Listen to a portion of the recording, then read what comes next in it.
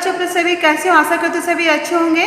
आज मैं आप लोगों को हिंदी थर्ड लैंग्वेज का क्लास लेने जा रही हूँ, क्लास 8 का। आज मैं आप लोगों को न्यू चैप्टर पढ़ाऊँगी, हाथी तौला गया, चैप्टर नंबर 20। ये जो कहानी है एक हाथी की कहानी है, जो कि एक राजा का हाथी है और वो राजा को बहुत अधिक प्रिय है। तो एक दिन क्या होता है, उसी राजा के राज्य में गाँव में काफ़ी दिनों से बारिश नहीं होती है, उसमें अकाल पड़ जाता है। तब राजा ये घोषणा करते हैं कि वो अपने प्रिय हाथी के बराबर जो सोना तोला जाएगा, मैं उसी सोना को वो ग्राम वालों को वो बांटेगा। तो इसी कहानी के बारे में हम लोग पढ़ेंगे। सभी अपना किताब निकालें और पेज नंबर 143 निकालें। तो आप लोग के चैप्टर का नेम है चैप्टर 20, हाथी तौला गया।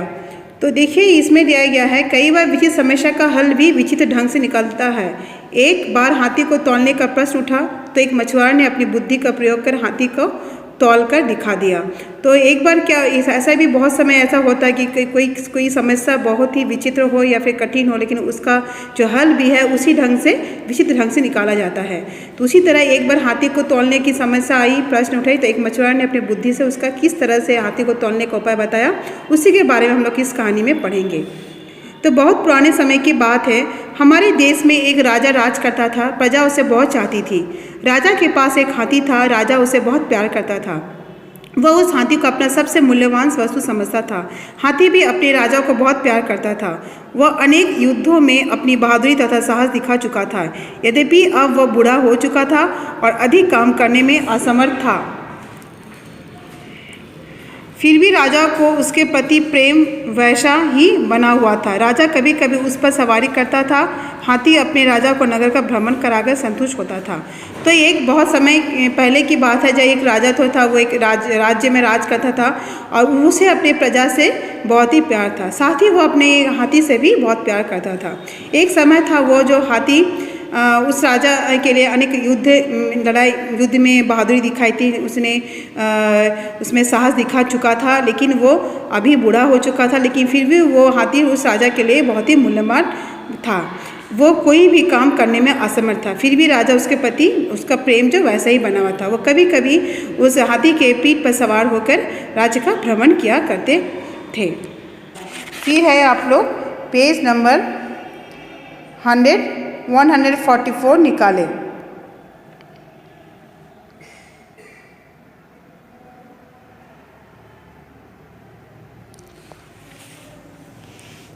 एक बार राज्य में काफ़ी समय तक वर्षा नहीं हुई। इससे खाने पीने की चीज़ों की कमी हो गई। तो एक बार क्या हुआ था, राज्य में बहुत समय तक वर्षा नहीं हुई थी, जिससे कि खाने पीने की चीज़ों में कमी हो गई थी। जब राजा ने प्रजा के पास अनाज कम होने की बात सुनी तो उसने तुरंत अपने अनाज के भंडार खोल दिए। राजा ने यह भी निश्चय किया कि वह निर्धन लोगों को अपने प्रिय हाथी के वजन के बराबर सोना तौलकर बांटेगा। तो एक बार जब राज्य में काफ़ी समय तक वर्षा नहीं हुई थी, तो उसने जिससे कि खाने पीने की चीज़ों की कमी हो गई थी, तभी वो राजा काफ़ी दयालु था और उसने क्या किया, अपने अनाज के भंडार खोल दिए और उन गरीबों को उसने अनाज दिए। साथ ही में उसने अपने प्रिय हाथी के वजन के बराबर सोना तौलकर बांटने का भी निर्णय लिया। अब प्रश्न उठता है कि हाथी को तौला कैसे जाए। उसको तौल के बराबर सोना निधन में बांटना तो एक समस्या बन गई। उन दिनों भार तौलने की बड़ी मशीनें नहीं थी कि जिस पर खड़ा होकर करके हाथी को तौला जा सके। ना इतना बड़ा कोई तराजू था जिस पर हाथी को खड़ा किया जा सके और उसका भार मालूम किया जा सके। तो ये बहुत दिनों की बात है। उस समय ऐसा कोई बड़ा मशीन नहीं था तौलने वाला, जिससे कि हाथी को खड़ा करके या फिर बैठाकर उसका वजन मापा जा सके। राजा और मंत्री सोच विचार में पड़ गए। उन्हीं हाथी को तौलने का कोई उपाय नहीं सूझ रहा था।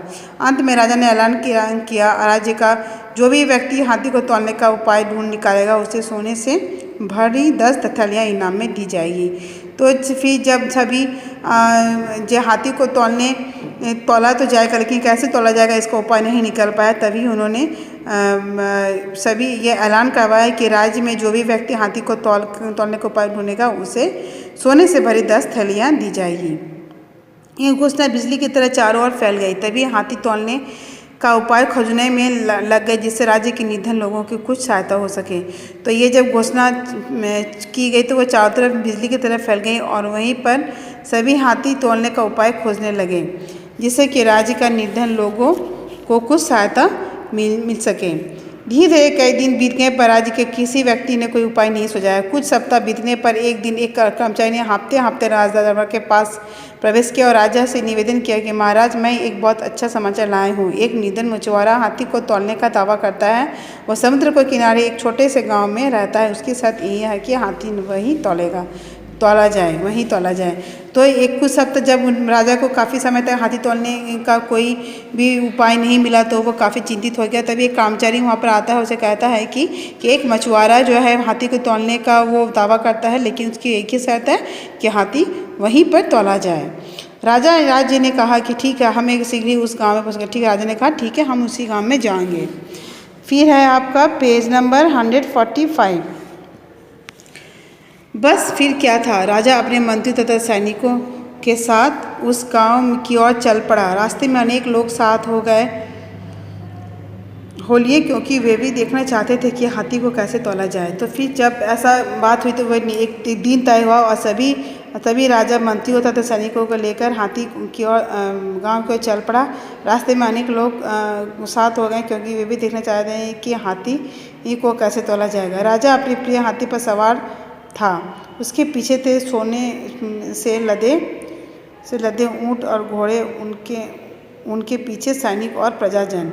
तो फिर राजा अपने प्रिय हाथी पर सवार था, फिर उनके पीछे सोने से लदे ऊँट और घोड़े, उनके पीछे सैनिक और प्रजाजन थे। इस प्रकार यह लश्कर मछुआरे के गांव जा पहुंचे। मछुआरा मछली पकड़ने का जाल ठीक करने में व्यस्त था। जैसे राजा का हाथी वहां पहुंचा, मछुआरा उठ खड़ा हुआ और उसने झुककर राजा को प्रणाम किया। तो फिर जब वो सभी मछुआरे के गांव गए तो वो मछुआरा का जाल ठीक करने में ठीक था, लेकिन तभी वो मछुआरा उठ खड़ा हुआ, उसने झुककर राजा को प्रणाम किया। मैंने सुना है कि तुम मेरे हाथी को तौल सकते हो, मुझे हाथी तौलने का तरीका बताओ, मैं तुम्हें धन दौलत से मालामाल कर दूंगा। राजा ने क्या बोला कि मैंने सुना है कि तुम हाथी तौल सकते हो, तो तुम मुझे ऐसा कोई तरीका बताओ, मैं तुम्हें धन से मालामाल कर दूंगा।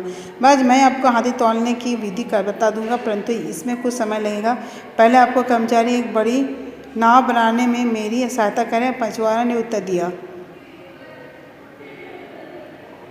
मछुआरे ने कहा ठीक है, मैं आपकी सहायता करूंगी, लेकिन इसके लिए हमें पहले कुछ कर्मचारी एक बड़ी नाव बनाने के लिए लगेंगे और सहायता करें। मछुआरे ने उत्तर दिया, परंतु नाव हाथी की कैसे तौल, लेकिन नाव हाथी को कैसे तौल सकता है, राजा ने प्रश्न किया। फिर है आपका पेज नंबर 146।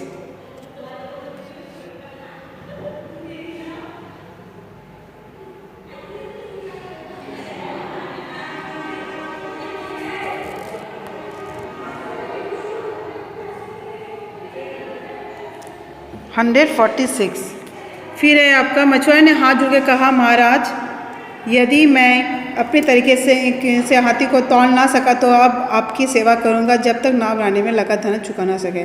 तो फिर मछुआरे ने दावा करता है कि अगर वो हाथी तौल नहीं सका तो फिर वो जब तक उनकी सेवा करूंगा आपकी सेवा करूंगा जब तक नाव बनाने की धन पूरी ना हो जाती हो।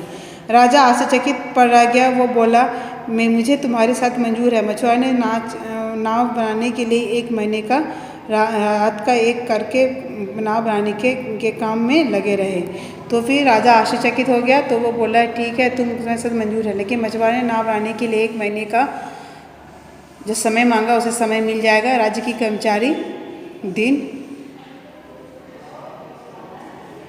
हाथी को तौलने का भेद जानना चाहते थे, परंतु उन्हें कुछ भी मालूम ना हो सका। वहाँ तो केवल नाव बनाने का ही काम हो रहा था। ठीक 1 महीने बाद एक बहुत बड़ी नाव तैयार हो गई। राजा भी अपने हाथी, महावत, मंत्रियों और महलावदरों के साथ वहाँ पहुँच गए। उनके पास गांव के हजारों लोग इस अनोखे दृश्य को देखने आए। तो सभी इस अनोखे दृश्य को देखने लगे और सभी वहाँ पर जो है बड़ी नाव तैयार हो गए। सभी सदस्यों और सभी जहाँ पहुँचे, महावत, मंत्रियों और सभासदों सभी जहाँ पहुँचे। मछुआरे ने कई लोगों की सहायता से उस बड़ी नाव को समुद्र के पानी में धकेला, फिर बड़े बड़े साथी लगाकर किनारे में नाव तक एक झपाड़ रास्ता बनाया था। सभी आश्चर्य से देख रहे थे कि यह मछुआरा और क्या कर रहा है। तभी मछुआरे ने मस्तक पर अंकुर कुछ संकेत करने लगे। हाथी सतीरों पर पांव रखते हुए हुआ नाव की और जाने लगा। तो लोग चिल्ला उठे, नाव डूब जाएगी, नाव डूब जाएगी। तो फिर क्या हुआ, मछुआरा ने कई लोगों की सहायता से उस बड़ी नाव को समुद्र के पानी में धकेला। फिर एक बड़ा जो साथी थे किनारे के पास तो सपाट का रास्ता बनाया गया था। सभी आशीष देख रहे थे और ये मछुआरा कर रहा था। तभी मछुआरे ने महावत के कान में कुछ कहा। महावत हाथी पर जा बैठा, उसके मस्तक पर अंकुश की कुछ संकेत करने लगे। हाथी में सतीरों पर पांव रखता हुआ नाव की ओर जाने लगा। तभी नाव को जाने लगा, नाव डूब जाएगी, नाव डूब जाएगी। धीरे धीरे कदम रखते हुए हाथी नाव पर चढ़ गया। नाव का कुछ भाग पानी में डूब गया। मछुआरा ने कहा जहाँ तक पानी था वहाँ तक का निशान लगा दिया। जब उसने समावत से हाथी को की नाव में उतारने को कहा, हाथी के बाहर आ जाने पर नाव पानी से ऊपर आ गई। मछुआरा राजा के पास पहुँचा और बोला। तो फिर क्या हुआ, जब उसे हाथी नाव के पर चढ़ गया था, वो जब भाग पानी में डूब गया था, हाथी मछुआरे ने जहाँ तक पानी था वहाँ कहीं निशान लगा दिया था। अब उसने महावत से भी हाथी का नाव से उतारने को कहा है। ठीक है, तो सभी इसमें यही कहा गया है कि जहाँ तक वो जब नाव पे जब हाथी चढ़ा था, जहाँ तक वहाँ तक वो नाव डूबी थी वहाँ तक वो निशान लगा दिया। फिर हाथी को महावत ने नाव से उतरने के लिए कहा और नाव पर बाहर जाने पर नाव पानी से ऊपर आ गई। फिर है आपका नेक्स्ट पेज है 147। महाराज हाथी तुल गया। अब आप अपने सेवकों को सोना लाने की आज्ञा दे। सेवक सोने से भरे थैले लेकर आगे बढ़े तो मछुआरे ने उन्हें नाव पर रखने को कहा। सभी लोग हैरान होकर सारा दृश्य देख रहे थे। तो फिर उसने क्या कहा, महाराज हाथी तुल गया है, अब अपने सेवकों को सोना लाने के लिए आज्ञा दे। सेवक सोने से भरे थैले लाकर आगे बढ़े तो उस मछुआरे ने उन्हें नाव पर रखने को कहा। सभी लोग हैरान होकर सारा दृश्य देखने लगे। मछुआरा बार बार नाव को देखता और सोना लाने को कहता। धीरे धीरे नाव का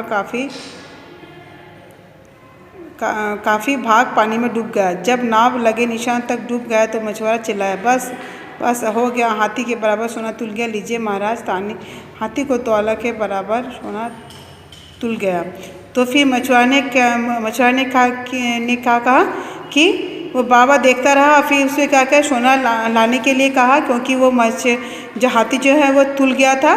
फिर वो धीरे धीरे क्या हुआ है, सोना रखने के बाद वो नाव काफ़ी भाग पानी में डूब गया।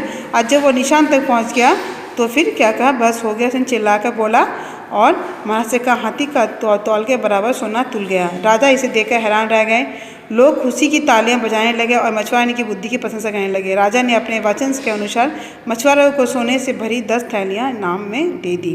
तो फिर राजा जब ये दृश्य देखा तो वो आश्चर्य हो गया। वो खुशी से तालियां बजाने लगा और मछुआरे की बुद्धि भी प्रशंसा करने लगे। राजा ने अपने वचन के अनुसार मछुआरों को सोने से भरी 10 थैलियाँ इनाम में दे दी। इसी आधार पर विज्ञान में आर्किमिडीज का सिद्धांत बना है। ठीक है, तो ये भी चैप्टर आप लोग ख़त्म हो चुका है।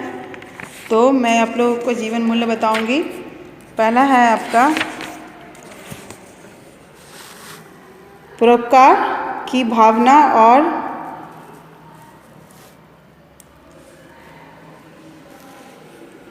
गरीब असहायों की सेवा। तो इसमें क्या है, परोपकार की भावना होनी चाहिए कि किस तरह से वो जो राजा था वो जब उनके राज्य में अकाल पड़ती है, कई वर्ष वर्षा नहीं होती, तो फिर सभी को खाने के लिए अपना गोदाम का दरवाज़ा खोल देते हैं और अपने प्रिय हाथी के बराबर सोना सबको बांटने का दावा करते हैं। फिर है आपका गरीब असहायों की सेवा। इसमें दिखाया गया कि वो गरीब असहाय की सहायता करते हैं, उन्हें ज़रूरत के सारी वो सुविधाएं देना चाहते हैं जिसकी उन्हें ज़रूरत होती है। तो फिर इसमें जो दिखाया गया है आपका गरीब असहायों की सेवा करना। ठीक है, फिर है आपका बुद्धि का प्रयोग, कार्यकुशलता। तो इसमें बुद्धि का प्रयोग करते हुए मछुआरे ने किस तरह से एक बड़े से हाथी को नाव पर तोल डाला। फिर है आपका कार्यकुशलता। तो इसमें कार्यकुशलता का भी होना बहुत आवश्यक है कि जिस तरह से वो जो दिखाया गया है इसमें कहानी में कि हाथी को तौला गया, वो किस तरह से वो पहले उसमें जहाँ तक हाथी को तौलने का वो नाव डूब जाती है वहाँ तक वो चिन्ह लगाते हैं, उसके बाद से वो फिर से अपनी जगह पर आ जाती है। तो इस तरह से वो कार्यकुशलता को प्रकट करती है कि किस तरह से ये एक्टिविटी कोई भी काम किस तरह से करना चाहिए। ठीक है, तो इस तरह से दिखाया गया कि किस तरह से मछुआरा जो है कि अपने कार्य कुशलता दिखाते हुए अपना कार्य पूरा करता है। तो फिर मैं आप लोगों को कुछ ये बताऊंगी। शब्दार्थ: मूल्यवान, कीमती, असमर्थ, ना कर पाना, भ्रमण, घूमना, निर्धन, गरीब। फिर उपाय, तरीका, आश्चर्यचकित, हैरान, गुप्त, गुपचुप। फिर है आपका, तो इसमें क्या है, मूल्यवान यानी कीमती यानी प्रेशियस, असमर्थ यानी ना कर पाना, इनकेपेबल, भ्रमण, घूमना, टू मूव, निर्धन, गरीब, उपाय फिर तरीका, और आश्चर्यचकित होना यानी हैरान, और गुप्त यानी गुपचुप। तो ये जो है आप लोगों का चैप्टर ख़त्म हो चुका है। इससे जितने भी रिलेटेड आप लोगों को जो शब्दार्थ है और इसका जितने भी स्पेलिंग है वो आप लोग किताब से छांट के इसको याद कर लीजिएगा। तो आज के लिए मैं अपनी क्लास यहीं समाप्त करती हूँ। धन्यवाद।